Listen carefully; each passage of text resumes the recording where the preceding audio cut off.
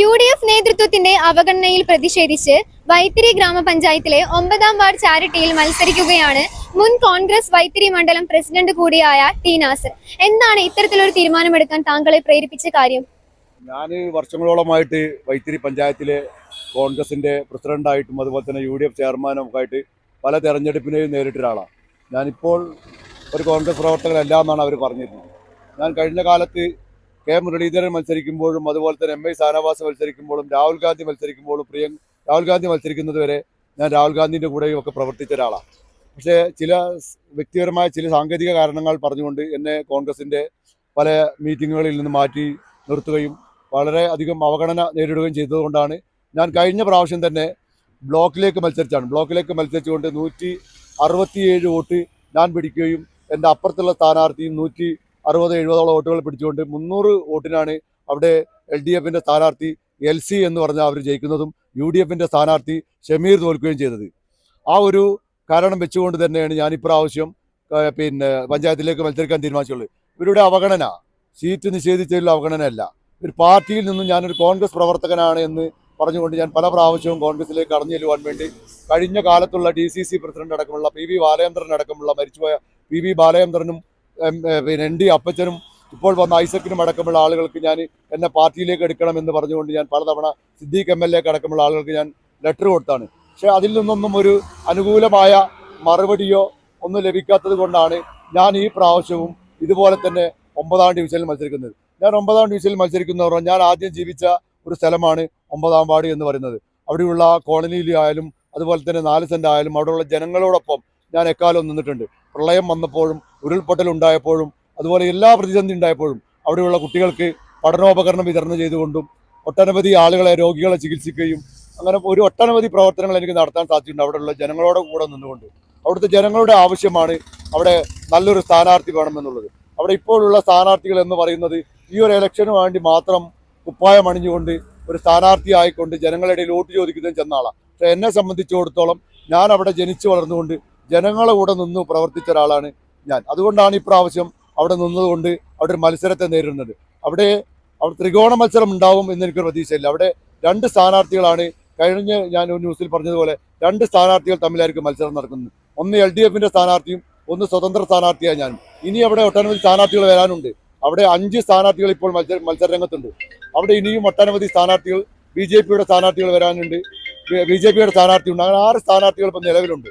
അതുകൊണ്ട് തന്നെ അവിടെ UDFിൻ്റെ വോട്ടുകളായിരിക്കും മറ്റുള്ള സ്ഥാനാർത്ഥികൾക്ക് ചിതറിപ്പോവുക. ആ ഒരു കാരണത്താൽ തന്നെ അവിടെ UDFിൻ്റെ സ്ഥാനാർത്ഥി പരാജയപ്പെടുമെന്നുള്ള കാര്യത്തിൽ ഒരു സംശയവുമില്ല. ഞാൻ കഴിഞ്ഞ കാലത്ത് അവിടെ നടത്തിയിട്ടുള്ള പ്രവർത്തനം അവിടെയുള്ള ആളുകൾ വിലയിരുത്തട്ടെ.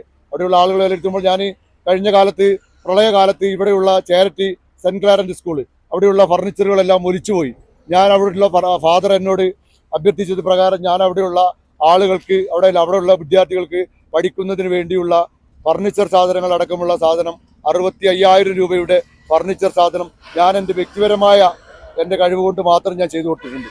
അതുപോലെ തന്നെ വെള്ളപ്പൊക്കമുള്ള അവിടുത്തെ ഉരുൾപൊട്ടിയ ജനങ്ങൾ എല്ലാവരും ബോഡികൾ വൈത്തിരി താലൂക്ക് ഹോസ്പിറ്റലിലേക്ക് വരുമ്പോൾ അവിടെ അതിന് വേണ്ടതുപോലെ ഒരു മുൻഗണന കൊടുത്തതുകൊണ്ട് അവിടുത്തെ ഡോക്ടർമാരുടെയും അവിടുത്തെ സിസ്റ്റർമാരുടെയും അവിടുത്തെ സ്റ്റാഫ് അംഗം അവിടെ ഞാൻ പ്രവർത്തിച്ചിട്ടുണ്ട്. അവിടെ വൈകുന്നേരം കാലങ്ങളായി കഴിഞ്ഞാൽ അവിടെ ഭക്ഷണം കൊടുക്കണം. അവിടെ ഭക്ഷണം കൊടുക്കാനില്ലെങ്കിൽ അതിനുള്ള നേതൃത്വം ഞാൻ കൊടുത്തിട്ടുണ്ട്. അവിടെയുള്ള വരുന്ന രോഗികൾക്ക് ഇരിക്കാൻ കസാരയില്ല എന്ന് പറഞ്ഞിട്ടുണ്ട്. 50ഓളം കസാരകൾ ഞാൻ അവിടെ വിതരണം ചെയ്തിട്ടുണ്ട്. അവിടെ ഡയാലിസ് ചെയ്യുന്ന റൂമിൽ കൂട്ടിരിപ്പുകാർക്ക് നേരം പോകുന്നതിന് വേണ്ടി എന്തെങ്കിലും ചെയ്യണമെന്ന് പറഞ്ഞു ഞാൻ അവിടെ 6 TV അവിടെ ഞാൻ വാങ്ങിച്ചു കൊടുത്തു. എൻ്റെ നേതൃത്വത്തിൽ അവിടെ സൂപ്രണ്ടിൻ്റെ റൂം അവിടെ ഞങ്ങൾ മോഡിഫിക്കേഷൻ ചെയ്തു. അതിന് വേണ്ട ഫർണിച്ചർ സാധനങ്ങൾ ഞാൻ വാങ്ങിച്ചു കൊടുത്തു. അങ്ങനെ ഒട്ടനവധി സന്നദ്ധ പ്രവർത്തനങ്ങൾ നടത്തിക്കൊണ്ടാണ് ഞാൻ ഈ രംഗത്തേക്ക് കടന്നു വരുന്നത്. അല്ലാതെ ഞാനൊരു രാഷ്ട്രീയ പ്രവർത്തകൻ മാത്രമല്ല, ഞാനൊരു സാമൂഹിക സന്നദ്ധ പ്രവർത്തനങ്ങൾ നടത്തുന്ന ഒരാളാണ്. ഞാനൊരു ദിവസം അല്ലെങ്കിൽ ഒരു ആഴ്ചയിൽ 3 ദിവസമെങ്കിലും ഡയാലിസ് ചെയ്യുന്ന രോഗികൾ കിടക്കുന്ന റൂമിലേക്ക് ഞാൻ ചെല്ലും. അവിടെ എന്താണ് പ്രശ്നമുള്ളതെന്ന് പഠിക്കും. അവിടെ എന്തെങ്കിലും കുറവുണ്ടെങ്കിൽ ഞാൻ സൂപ്രണ്ടുമായി സംസാരിക്കും. അവിടെ എന്തെങ്കിലും ഒന്ന് കംപ്ലൈൻ്റ് ആയാൽ സൂപ്രണ്ടുമായി സംസാരിക്കും. അവിടെ കഴിഞ്ഞ ദിവസം ഞാൻ കടന്നു വന്നപ്പോൾ പറഞ്ഞു നമ്മുടെ TV വർക്ക് ചെയ്യുന്നില്ല, എന്താണെന്ന് കാരണം ചോദിച്ചു. ഉടൻ തന്നെ ആ TV നന്നായി കൊടുക്കാൻ ഞാൻ നേതൃത്വം കൊടുത്തു. അത് അവിടുത്തെ രോഗികൾക്ക് ഏറ്റവും ഗുണകരമായ, രോഗികളുടെ കൂട്ടിരിപ്പുകാർക്ക് ഏറ്റവും ഗുണകരമായ രീതിയിലുള്ള സംഭവമാണ്. അങ്ങനെ ഒട്ടനവധി സന്നദ്ധ സംഘടനാ പ്രവർത്തനം എനിക്ക് നടത്താൻ സാധിച്ചിട്ടുണ്ട്. ആ ഒരു ഇതിൽ തന്നെയാണ് ഞാൻ അതിൻ്റെ ഒരു ഉറപ്പ് കൊണ്ട് തന്നെയാണ് ആ ഒരു ഉറപ്പുള്ളത് കൊണ്ട് തന്നെയാണ് ഞാൻ ചേരറ്റിയിൽ അംബേദ്കർ കോളനി അടക്കമുള്ള ആളുകൾ എന്നെ സഹായിക്കും, അവിടെയുള്ള ആളുകൾ എന്നെ സഹായിക്കും, ചെറുപ്പക്കാരെന്നെ സഹായിക്കും, സഹോദരന്മാരെ എന്നെ സഹായിക്കുമെന്നുള്ള കാര്യത്തിൽ ഒരു സംശയവുമില്ല. അവിടെ ഇപ്രാവശ്യം സ്വതന്ത്ര സ്ഥാനാർത്ഥിയായിരിക്കും മത്സരിച്ച് വിജയിക്കുക എന്നുള്ള കാര്യത്തിൽ ഒരു സംശയം നിങ്ങൾക്ക് വേണ്ട. താങ്കളുടെ എതിർ സ്ഥാനാർത്ഥികൾ LDF-ലും UDF-ലും പെട്ട മുന്നണിയിൽപ്പെടുന്ന ആളുകളല്ലേ, അപ്പൊ അവരോട് മത്സരിക്കുന്ന സമയത്ത് എത്രത്തോളം വിജയ പ്രതീക്ഷ നിങ്ങൾക്കുണ്ട്? ആ ചോദ്യത്തിന് ഒരു പ്രസക്തി ഇല്ല എന്നാണ് എൻ്റെ അഭിപ്രായം.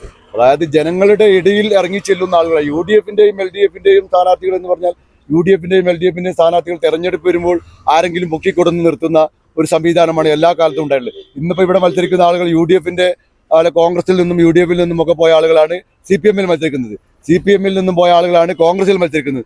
അതൊരു വിജയപ്രതീക്ഷയ്ക്ക് മങ്ങലേൽക്കുമെന്ന് എനിക്ക് പറയാൻ സാധിക്കില്ല. ഒരിക്കലും പറയാൻ സാധിക്കാത്ത കാര്യം അവിടെ LDF-ന്റെയും UDF-ന്റെയും സ്ഥാനാർത്ഥികൾ എന്ന് പറയുന്നത് ഈ തിരഞ്ഞെടുപ്പിൽ കടന്നു വന്നവരാണ്. അവിടെയുള്ള ജനങ്ങൾക്ക് വളരെ വ്യക്തമായിട്ട് അറിയാം. ഈ തിരഞ്ഞെടുപ്പിൽ വോട്ട് ചോദിക്കാൻ വേണ്ടി മാത്രം കടന്നു വന്നവരാണ്.